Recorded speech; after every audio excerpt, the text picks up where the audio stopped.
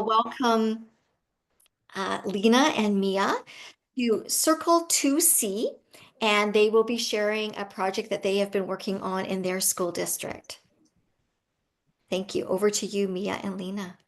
Thank you so much. This is the presentation about mathematics education within Nechako, Nedutan, and Wet'suwet'en with Lena Miller and Mia Moutray from School District 91. And we are deeply grateful to host this session today from the traditional unceded territory of the Sycus First Nation, where we live, work, and play. SD91 Nechako Lakes is located on the unceded ancestral territories of 14 First Nations, representing the Nechako, Nedutan, and Wet'suwet'en peoples. And we're working diligently towards creating equity for our learners through conscious acts of reconciliation. So Lena and myself, we are both educators in this school district, and we are first generation settlers. I was born and raised in Sweden, and Lena was born and raised in Germany. She was an exchange student at the local high school a while ago, and even longer ago, I was an exchange student at UMBC in Prince George. And here we are living in this beautiful country and these beautiful lands, learning a lot. And we're both passionate about connecting learning to local contexts. So we're going to share a bit about this project, but first I'm going to ask Lena to situate ourselves in SD91 a bit more. Thanks, Mia. So as you can see on the bottom right, I have a map of our actual school district with the traditional place names. And then I've tried to overlay it to give people context as to where they could actually find us on the map of BC based on the traditional territories. So if you look at the bottom left map, you can see Nechako and Nedutan Wet'suwet'en territories kind of in that darker green. And so the top right is a bit of a zoomed in version of that. And you'll notice that there is many different little outposts and outcrops of different pieces of the First Nations communities that you can find in our school district. And so one of the biggest challenges that I face as the district numeracy teacher is that, in fact, driving from one end of the district to the other is about, a 2.5 to 3 hour adventure, depending on the roads. And we have everything from what you would call a traditional elementary school and a traditional high school setting to one school that's a K-12 setting with 30 students. And we have everything in between as well. So our context varies greatly, and so do the communities, as well as the community connections that can be made. Some schools have Indigenous education advocates and some do not. And so what we were really looking for with our project is a way to engage with local culture, realizing that local culture, even in our SD91 context, is very diverse. So Lena, can you share a bit then how your thinking expanded and deepened about math education in your new role this fall? Yeah, so I was fortunate enough to be able to go to Whistler this past fall to the BC conference, where Cynthia and her, she had the closing keynote. Correct me, Janice. As we get older, things get patchy. And so I was really inspired by their presentation. So it was Cynthia and Joanne from the Haida Gwaii district that were sharing how they are connecting local culture with math education. And typically what happens to the northern districts is that a lot of the curriculum connections are connected to the territories from the lower mainland. And so I was really interested to see their work and how she managed to write the book with the connections to other Indigenous cultures all the way across the map, and especially with having a background not from Canada. That was very interesting to me. So that's where this idea started. So our time. Oh, go. Sorry. No, that's Cutting her off. okay. So here we are now at the end of the school year. And now what? What are you thinking? So we spend some time kind of thinking about how we can frame this idea of delving deeper into that book. And it took us actually until just before spring break to receive our copies of the book. So that was not great in terms of timing, because we know that by the time you come back from spring break, many teachers are just hoping to make it to the end of June. Yeah. So we actually decided that for this year, we're going to really work on planning our implementation for next year. We're going to go full steam ahead for the 2025-2026, with sort of some spoilers at the end of this year, trying to draw people in. And then hopefully the way that we have it set up, we'll still be able to keep going in 2026 and beyond.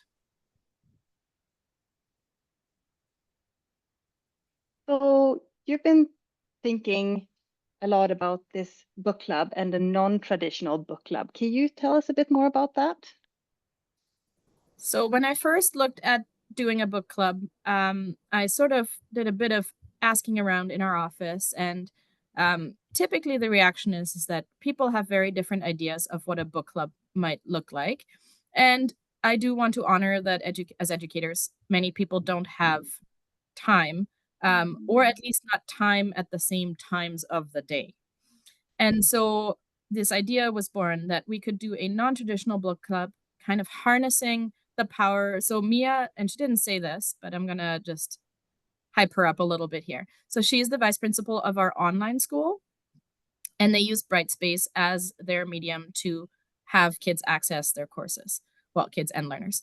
And so what our plan is to create basically a course in Brightspace that people interact with at their own time, while at the same time doing check-ins that are more for the sort of people connection piece of the book club.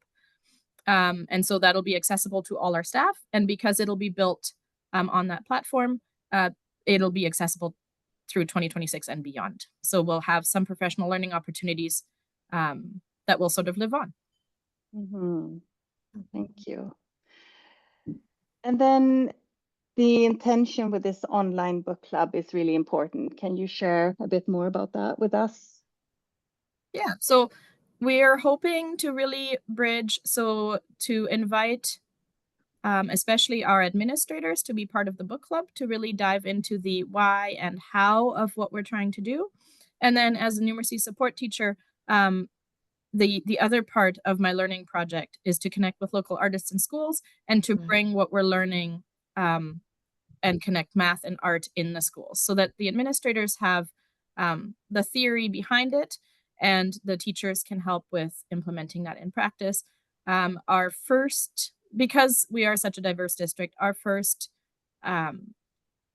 connection that we've made is with a local carver.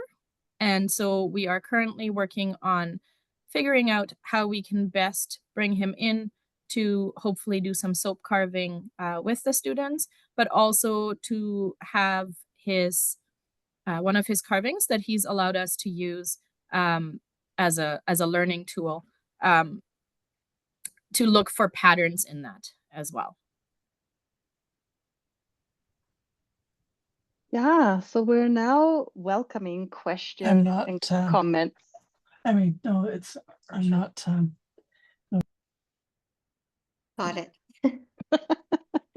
And we just like what we are looking at in our book club, using prompts, open-ended prompts instead of specific questions. We invite you to think about some suggestions you may have for us, or maybe some connections, or any takeaways, or some considerations. So thank you. At this point, we'll invite participants to either unmute their microphone and share some of their connections using the framework that the presenters have shared on the screen, or you could enter your comments or questions in the chat.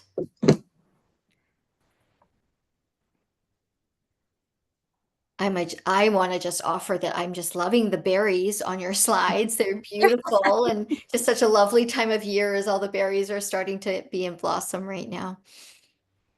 We're a little bit behind. My raspberries are just trying to get themselves started. So Great. I'll be waiting for that jam from you, Janice. Yeah. We have a question. So, Wonderful. can we just jump in now, Janice? Is that okay? Jump on in. Yeah. Okay, great. So I'm just wondering which, like, did you guys work with students of a specific grade level in schools, or because it looked like you were doing some really cool play-based math there. I was trying to see in the pictures with the kids on the mats. So I was just wondering, did you? Okay. Yeah. So, and I could have explained that better. So, that's actually me reading a story to one of our, that's a K1 class that we have in one of our schools. And so part of what I've been doing this year is to connect with our literacy support teacher, who is very, very well versed in story workshop. And so one of our our sort of not residencies, but one of the offerings that we've had for all the schools in our district is that we will come in and do a 2-day story workshop, where the first day is kind of a traditional literacy related story workshop. And then the second day we try and mathematize whatever story we've used based on the context. And then the children try to incorporate those math concepts into their stories. So that's what you were seeing there. Thanks, Lena. I love that. Do you guys happen to have like a list or anything of the books that you used? Michelle and I'm sorry, our numeracy coordinator, Michelle and I, we're just working on that. Cool. So if you don't mind, my email is at the bottom here. So if you want to send me an email, just say, hey, could you please share with me? I would be happy to do that. Yeah.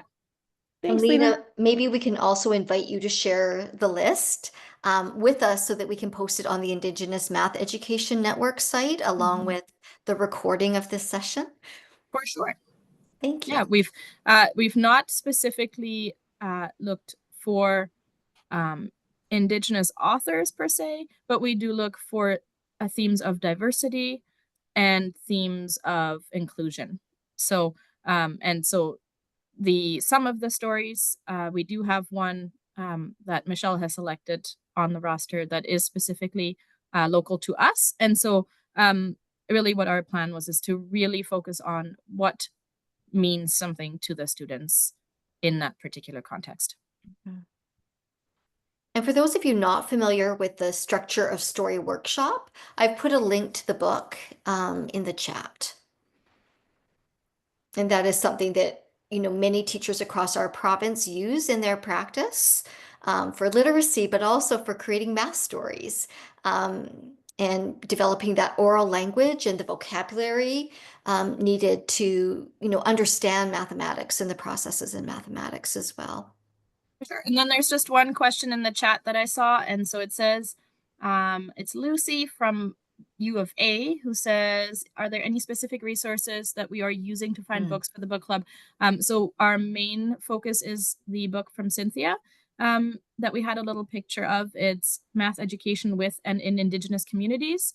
There's sort of a tag-along book that's the Haida Gwaii picture book that's very, very beautifully made. And then hopefully we will be able to add some more into the course as well as we go along. Yeah. And then shout out to Alora, who is a former student of Mia and mine. So she's here. So nice to see you. All right, we have 2 more minutes. If anyone else has a question or a comment, maybe we could go back to that last slide with some of your guiding stems there. Yeah, and I would just love to say and invite if there's anyone else that would like to be part of this because it is in an online format. So if anyone is interested in joining, then we would be very, very happy to have you. So yeah, send us an email and we can add you to our list of people who will have access to that course. Yeah, that would be lovely. That would be fantastic. Do you have I'm just trying to think about access for the larger group too. Is there a link that people can register through? Not yet, but that's part of our plan. Yeah. Okay, great. Great. Yeah. You can share that with us too. We'd be happy to post that. Sure thing. Will do. Thank you so much, everybody. We really appreciate being able to come and present. And I think our plan is that hopefully next year we'll be able to share how this all panned out. Mhm.